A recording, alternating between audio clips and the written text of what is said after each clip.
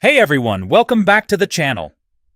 If you've ever needed to quickly check whether your car or bike is insured in the UK, today I'm going to show you the easiest way to do it online in just a couple of steps. This is perfect if you've misplaced your documents, you're buying a used vehicle, or you just want to double-check everything's up to date. Start by going to the official motor insurance database website. Once you're on the page, you'll see options for the type of check you want to do. Choose the one that fits your situation.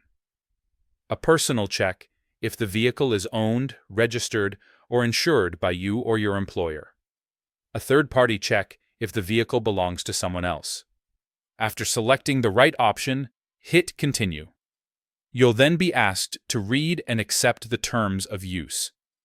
Tick the confirmation box and click Agree and Continue. Now this is the important part. Enter your VRN, or Vehicle Registration Number. Make sure it's accurate. Double-check for any typos. Once you've typed it in, click on Check Your Vehicle. In a few moments, the system will show you whether the vehicle is currently insured and the basic details tied to that registration. It's straightforward, official, and totally online. No phone calls or paperwork needed. And that's all it takes.